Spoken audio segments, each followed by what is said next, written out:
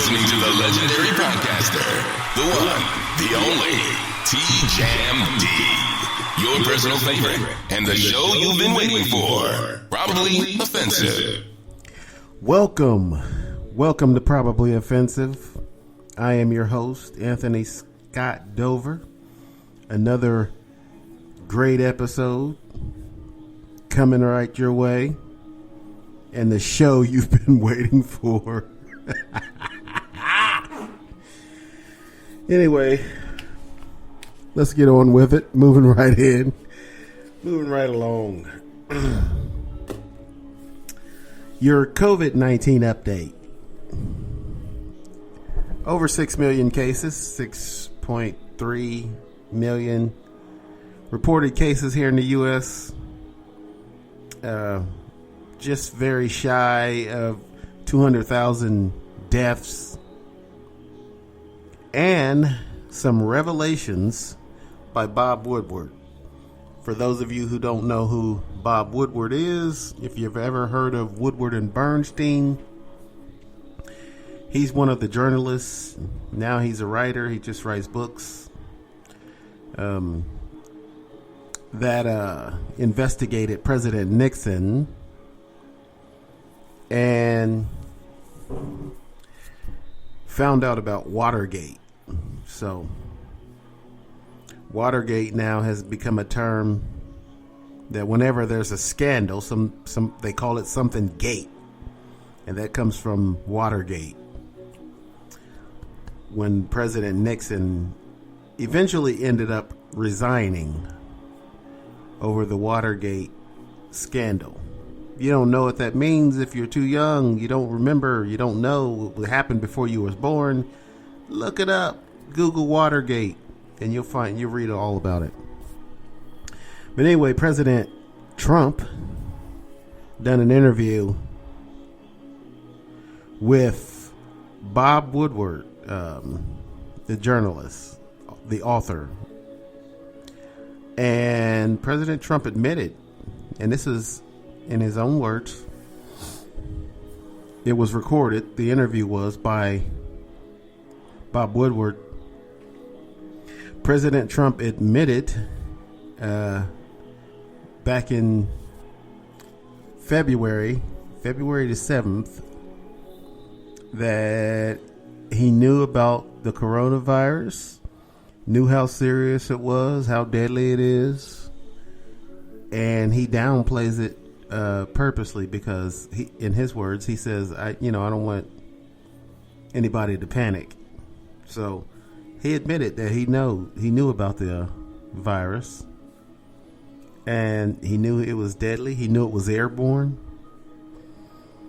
and that he knew, well, obviously he knew that there was no vaccination at that time. There's still no vaccination now, and this is September. So anyway, the president knew how serious the coronavirus was. He was briefed on it, and he chose to downplay it. So if you haven't heard those recordings, most news stations except for Fox are playing those recordings, and some people are critical of Bob Woodward because he never said anything. It's just another long line of people who know President Trump is not capable of doing this job correctly, successfully, doing a good job. He's not capable of it mentally. And Bob Woodward, he admitted to Bob Woodward in February now that he downplays the virus because he doesn't want to panic, but he's not afraid of a panic. He tries to get people to panic about the thought of Joe Biden being president all the time. So he's not afraid of a panic. He's afraid of how it's going to affect him politically. He doesn't care if people panic or not. If that panic helps him politically, then he's all for it. If the panic hurts him politically, then he's against it. Pretty much is what it is. So the president caught in another lie. But what's new? He's told many lies to the American people, and a lot of people, they just buy it. They don't care. They make excuses for his lies. So it's just another the people who know President Trump personally have talked to President Trump behind the scenes, off the record, on the record, and who say, this man has no business being president. They say that after the fact. Shame on them all. Bob Woodward kept these tapes to himself until now. He had the tapes since February, knowing that President Trump was lying to the public, to the American people. He didn't do anything. Just like everyone else who worked in the administration and wait until they quit or get fired and then they write a book. You knew all this stuff and you didn't say anything. Now you're trying to profit off of the fact that you knew before everyone else that President Trump doesn't know what he's doing. So you're not helping, in my opinion. So I don't think it'll make, I don't know what difference it's going to make to the Trumpsters out there, the Trump supporters. They're going to make up excuses and tell you, I don't know what they're going to say, but no matter what is said about President Trump, his own niece says that he's a racist, he's incompetent, he doesn't know what he's doing, he's not intelligent. His own niece, this is his brother's daughter, says this, and people still say, no, I don't care. John Bolton, these guys all wait until John Bolton could have maybe helped with the impeachment if he was so worried about the president doing the country harm. Maybe you should have thought about that when you had a chance to shed some light on the situation so that he might be voted out of office. But you didn't do that, Johnny boy. So now you want to write a book and make money off of it. Good for you. I hope you make $1 million while you're watching the country go down the freaking drain, jackass. Thank you, sir. Everybody's so worried. These are people who already got money, though. I can understand if you was a poor author and you were like a super talented writer, but you just needed something to write about, and this was your opportunity to write something, a book that's important, and going to be your big break. But these people already got money, and they're still withholding information from the rest of us so they can make more money. There ain't nothing wrong with making money, but if you got some information that the country needs, then by all means spit it out. Don't just keep it to yourself and think, I'm going to make money off this. I ain't going to testify under oath to Congress about everything I know about this president.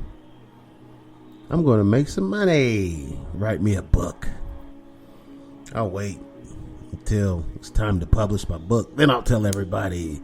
Well, guess what, folks? Your president is a buffoon. I'm sorry to be the one to tell you. So everyone is really contributing by not saying anything. In other news, political news about the presideza. Before this whole Bob Woodward revelation about how the president knew about the what he continues to refer to as the China virus, and he knew exactly how effective it is at killing people and causing people a lot of physical problems. Even if you get COVID, even if you don't die, apparently it messes with your lungs. I've heard people say even after they were over COVID, they still could sort of feel it in their lungs, like their lungs are scarred from the virus, from having it. So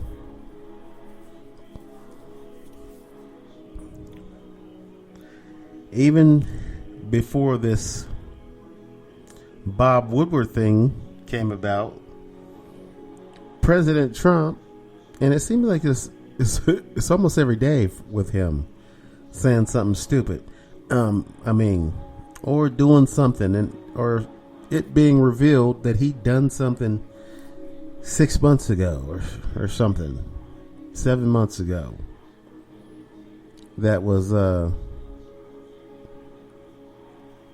just outrageous or something, like being candid with Bob Woodward.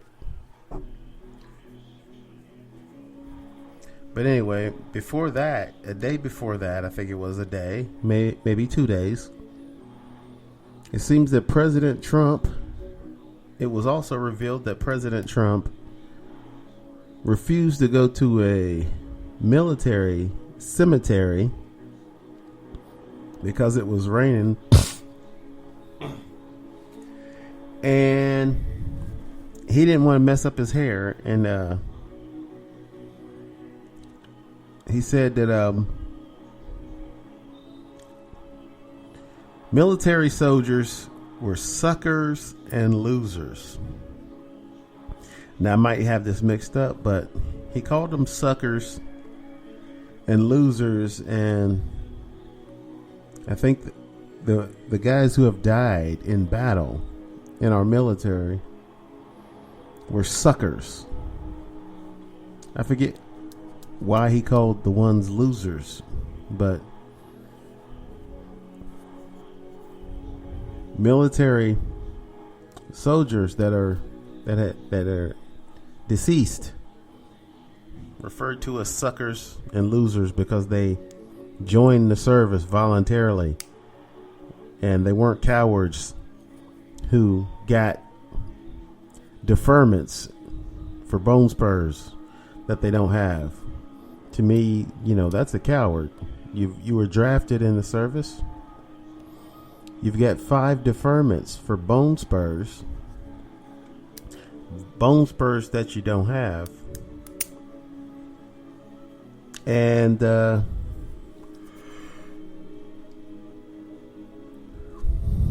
you've got the nerve to call somebody a loser for having enough courage to join the service voluntarily, especially around wartime. It's one thing to join the service, still kind of brave to me to join the service at any time, but even in peacetime, because you don't know how long the peacetime is going to last. But to join the service during wartime,